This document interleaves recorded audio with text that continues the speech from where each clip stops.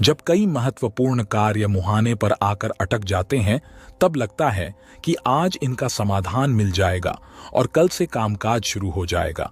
लेकिन दिन बीतते जाते हैं, महीने बीत जाते हैं और हालात वैसे के वैसे बने रहते हैं।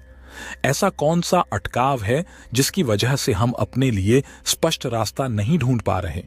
इन सवालों के उत्तर खोजते हुए व्यक्ति अपने भीतर तक पहुंचता है और अक्सर गृह व्यवस्था को मानक आधार से जांचने परखने का प्रयास अपनी जीवन यात्रा में किया जाता है। मैं भी मकर राशि का महानुभाव हूं, जो 7.5 के अंतिम प्रवास कर्म से गुजर रहा हूं। इसी बीच देवगुरु बृहस्पति, जो अपनी यात्रा में वक्री रहे, चतुर्थ भावस्थ क्रम के साथ रहे।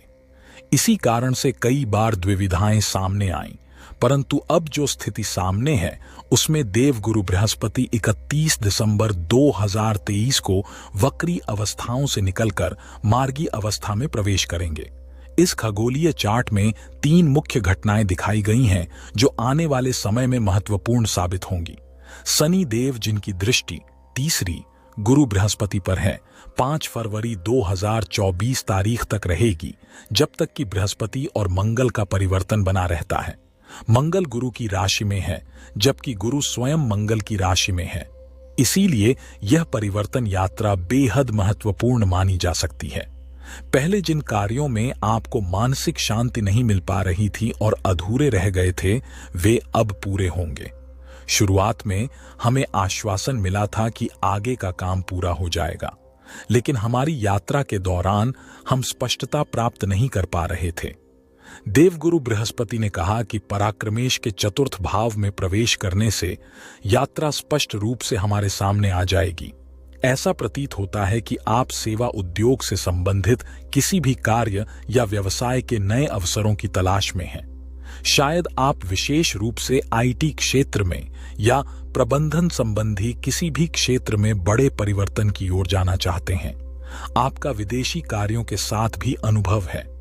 प्रबंधन आपको उसी दिशा में ले जाना चाहता है। जब भी द्वादश की स्थितियों में परिवर्तन होता है, तो व्यक्ति के लिए विदेश संबंधी कार्यों का रास्ता सरल हो जाता है। इसका मुख्य कारण यह भी है कि देवगुरु बृहस्पति द्वादश पर अपने मूल तर्क कोण से दृष्टि रखते हैं। वे कर्म और विदेश यात्रा को देखने वाले तथा स्थायित्व देने वाले हैं। इसलिए यह स्पष्ट है कि आपके लिए विदेश यात्रा और संबंधित कार्य अच्छे रहेंगे। आपने हाल ही में किसी संगठन में शामिल हुए थे। मान लीजिए अक्टूबर, नवंबर या दिसंबर में वह स्थिति सामने आई थी जो आपके लिए आरामदायक स्थापित होने का अवसर थी और जिस रास्ते से आपको आगे बढ़ना था, जहां से आपको अपने लिए एक नई राह बनानी थी। स्पष्ट रूप से इस समय के बीतने के साथ यह अवधि आपके लिए काफी हद तक बेहतर साबित हुई है। एक अत्यंत सकारात्मक परिप्रेक्ष्य दिखाई देता है। इस क्षेत्र में आपके लिए एक सुव्यवस्थित वातावरण स्थापित हो रहा है। जो विचारधारात्मक मतभेद आपकी मातृपक्ष के साथ लंबे समय से चल रहे थे, वे अब कम हो रहे हैं। आगे चलकर आपको और अधिक स्पष्टता से इन मुद्दों को देखना होगा। आपके कार्यकाल में आपके लिए यहां कई नए अवसर उपलब्ध होंगे। भूमि संबंधी कोई भी निर्णय लेने के लिए 15 जनवरी से 5 फरवरी के बीच का समय अत्यंत महत्वपूर्ण माना जाएगा, क्योंकि इस दौरान मंगल और बृहस्पति की 2 प्रमुख ग्रह व्यवस्थाएं बदल रही हैं। व्यापार में लंबे समय से रेंटल अप्रोच को अपनाया गया है। लगता है समय आ गया है कि थोड़ा जोखिम उठाया जाए और कामकाज में बदलाव लाया जाए। धनेश धन और भाग्य के साथ है, इसीलिए उसकी आर्थिक यात्रा भी बेहतर है। अब स्पष्ट रूप से निर्णय लेना चाहिए कि किस व्यक्ति को यहाँ की भूमि संबंधी स्थितियों से लाभ मिलेगा। शनिदेव की तृतीय दृष्टि चतुर्थ भाव पर है।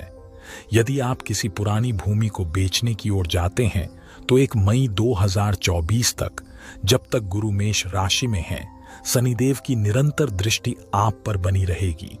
यदि आपको लगता है कि आपकी उम्मीदों से कम पैसा मिल रहा है, तो खुद को समझाने का प्रयास करें कि यहाँ अंतर है। जल्दबाजी का दुष्प्रभाव किसी भी व्यक्ति पर पड़ सकता है। कोई भी व्यक्ति जल्दबाजी में निर्णय लेकर खुद को नुकसान पहुंचा सकता है।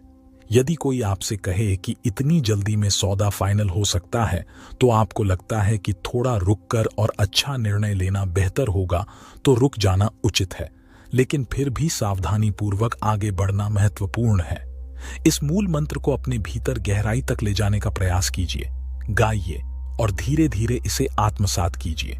जो भी क्षेत्र में कार्यरत हैं, चाहे research, data science, handicraft, export या फिर शिक्षा, सितंबर से अब तक की यात्रा ने आपको बहुत कुछ दिया है, परंतु अब आगे के सफर के लिए आपको स्वयं ही निर्णय लेना होगा। यह स्पष्टता भरे मानकों को आप अपने साथ ले जाने का प्रयास जरूर कीजिएगा। दूसरी तरफ, जैसे किसी एक बात को भी अपने साथ काबिज करके चले, उसी तरह मैं उसके साथ चलती हुई पोजीशंस, कहीं ना कहीं यहां घर परिवार के संबंधों में भी जो गैप बने हुए थे, उनमें कमी ला सकती हूं। जिस मौजूदा कामकाज के साथ आप जुड़े हुए हैं, वहां पर और ज्यादा बेहतर समय है। आपके लिए यह ध्यान देने योग्य होगा कि शुक्र राशि स्थान को गुरु ग्रह देख रहे हैं। 7.5 के अंतिम चरण में यदि आप अपनी आजीविका को विकसित करके आगे बढ़ना चाहते हैं, तो समृद्धि के अवसर आपके सामने आते रहेंगे। ध्यान रखिए कि अब खर्चों पर नियंत्रण रखा जाएगा, जो पहले बेतरतीब थे। यह भी स्पष्ट होगा कि आप अपने मनपसंद स्थान पर किसी भी तरह का बदलाव चाह रहे थे, जिसकी अब संभावना है। जनवरी, फरवरी, मार्च और अप्रैल के महीनों में लंबे समय से अटकी हुई योजनाओं को नई दिशा मिलती है। यह एक ऐसी अवस्था होती है जो आपके साथ परिलक्षित होती है और आपको काफी हद तक बेहतरी के रास्ते पर ले जाती है। इस दौरान आप अपने भाइयों और मित्रों के साथ कोई नया कार्य शुरू करना चाहते हैं। गुरु की अनुमति के बाद इसे शुरू किया जा सकता है, लेकिन परिवार के सदस्यों के साथ आर्थिक लेन देन में सावधानी बरतनी चाहिए। शनि देव, जो परिवार भाव के अधिपति हैं, की जो दृष्टि पराक्रम भाव के अधिपति देव गुरु बृहस्पति पर है, उससे इस एक अवस्था को संभाला गया है। दूसरी ओर देव गुरु बृहस्पति और शनि देव दोनों ही अष्टम भाव को देखने वाले हैं। 7.5 ने जो अनुभव दिया, देव गुरु बृहस्पति की दृष्टि के साथ जो पनपा, उसने यह शिक्षा दी कि हमें थोड़ा धैर्यशील बनकर इस जीवन यात्रा में जल्दबाजी से बचना चाहिए। हमें पहले अपनी परेशानियों की पहचान करनी चाहिए और उसके बाद अपनी यात्रा को आगे बढ़ाना चाहिए। यह एक मूल मंत्र है जिसे अपने भीतर स्थापित करके चलने का प्रयास करना चाहिए। इसमें कोई भी दुराशय या नकारात्मक वृत्ति नहीं होनी चाहिए, बल्कि आपकी भावनाओं का सम्मान करते हुए आगे बढ़ना चाहिए। आपकी भावपूर्ण और सकारात्मक कार्यशैली से आप बेहतरीन सफलता हासिल कर रहे हैं।